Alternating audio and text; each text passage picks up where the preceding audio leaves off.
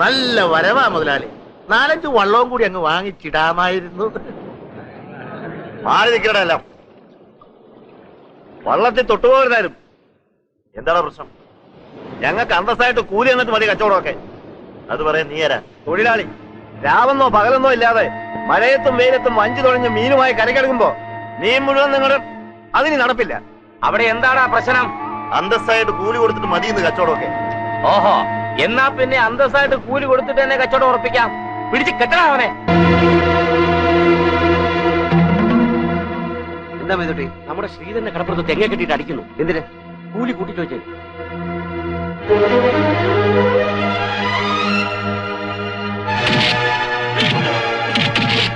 അടിക്കടാ, അടി. മേതുട്ടി അയച്ചോടാ.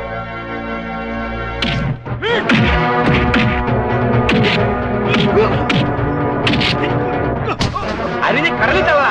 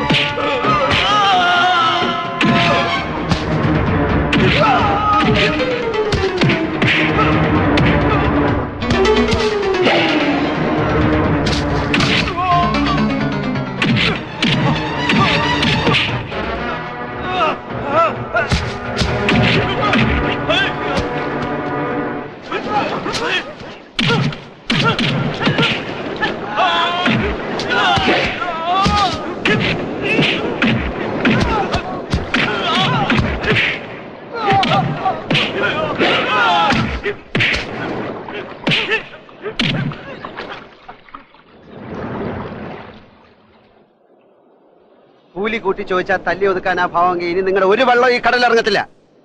ദിവാനോട് അടുപ്പമുണ്ടെന്ന് കരുതി ഒരുപാട് മുതലാളിമാർ ഇവിടെ ചിന്ന ദിവാൻമാരാകുന്നുണ്ട്. അത് ഇനി നടക്കത്തില്ല. തല്ലിയാൽ തിരിച്ചില്ല, അത് ഉറപ്പാ.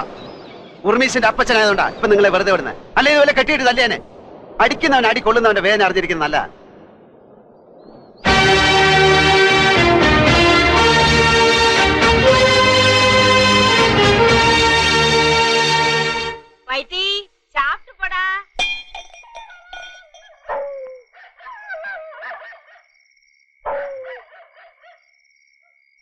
സ്വാമി ഇറങ്ങി വേടാ, ഇറങ്ങി വരാൻ. സ്വാമി ഇറങ്ങി വേടാ, ഇവിടെ ഇറങ്ങി വരാൻ.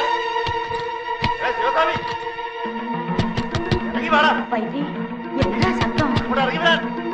എടാ സ്വാമി ഇറങ്ങി വേടാ. ശിവസ്വാമി മാപ്പിളശ്ശേരി വീട്ടിലാണോ നിന്റെ ഈ ഉണക്കം മടത്തിലാണോ കരുത്തുന്നത്? ഇപ്പൊ കാണിച്ചിരാം. ഇറങ്ങി വേടാ സ്വാമി. എന്താ തോന്നി? അപ്പച്ചൻ അയച്ചിട്ട് വന്നതാണോ അതോ നിന്റെ സ്വന്തം നിലയ്ക്ക് വന്നതോ?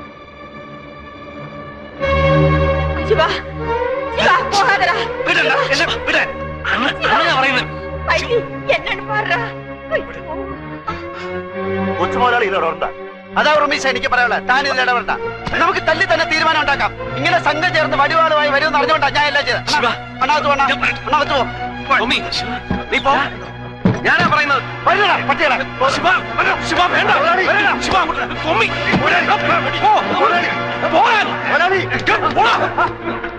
തുറക്കാനാ പറഞ്ഞത്. ഈ ഗുണ്ടാ പൈസകൾ കൊടുക്കുന്നതിന്റെ പകുതി കാശ് മതിയോടോ കഷ്ടപ്പെട്ട് കടലിൽ പോയി മീൻ പിടിച്ചുകൊണ്ടിരുന്ന പാവങ്ങൾക്ക് കൂലി കൊടുക്കാൻ? ഉണ്ണുണ്ണി പറഞ്ഞപ്പോ ഞാൻ വിശ്വസിച്ചില്ല. അന്യായമാ അപ്പച്ചൻ കാണിക്കുന്നത്. അപ്പച്ചനെ തിരുത്താൻ പഠിപ്പിച്ചത് കതറിട്ട തെണ്ടിയായിരിക്കും. കാശ് മുടക്കി ഞാൻ പഠിപ്പിക്കുന്നത് മാത്രം നീ പഠിച്ചാ മതി. ഇങ്ങനത്തെ അന്യായ കാശാണെന്ന് അറിഞ്ഞിരുന്നെങ്കിൽ പണ്ടേ ഞാൻ പഠിപ്പ് നിർത്തിയേനെ. ഇപ്പൊ മോൻ അറിഞ്ഞല്ലോ, പഠിത്തം അങ്ങ് നിർത്തിയേരെ. അപ്പച്ചന്റെ കയ്യിൽ അന്യായ കാശേ ഉള്ളൂ. അതിന് നെയ്യും പാലും ഓട്സും ഒക്കെ കാച്ചി കുടിച്ചാ ഇയാൾ ഇത്രയും ആയത്. ഇപ്പൊ ദഹനക്കേട് തോന്നുന്നുണ്ടെങ്കിൽ വേണ്ടെന്ന് വെക്കേ. സ്വന്തമായിട്ട് ന്യായമായ കാശുണ്ടാക്കിക്കൊണ്ടുവാ. അപ്പച്ചൻ കാല് നീട്ടിയിരുന്നുണ്ടോളാ. അപ്പച്ചന്റെ കണക്ക് പുസ്തകത്തിൽ എന്റെ പേരുണ്ടെന്ന് ഇപ്പോഴാ മനസ്സിലായത്. ആ പേരങ്ങ് വെട്ടിയരപ്പച്ച. ഇത്രയും കാലം വളർത്തിയതിന്റെ കടം ഞാൻ തീർത്തോളാം. ഇറങ്ങി പോടാ തെണ്ടി. അവന്റെ ഒരാത്മാഭിമാനം.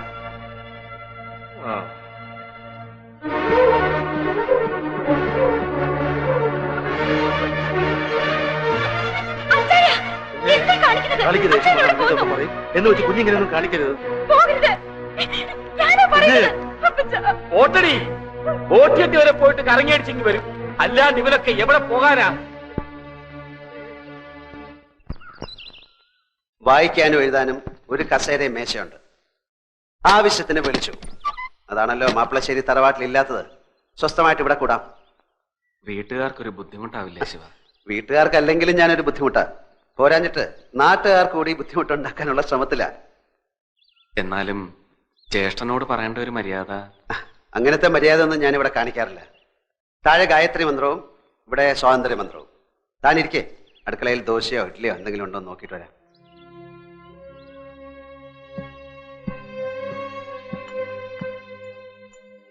ഭാഗ്യം, ദോശയോ ഇഡ്ഡലിയോ എന്താന്ന് വെച്ചാൽ എടുക്ക്. ഒരു തംബ്ലർ വെള്ളവും. ശരിയെന്നാ. എന്തോന്ന് ശരിയെന്നാ? ദോശ ഇനി ചുട്ടാലേ ഉള്ളൂ. അല്ല, സ്ഥിരതാമസനാണോ? കുറച്ചാളത്തേക്ക്.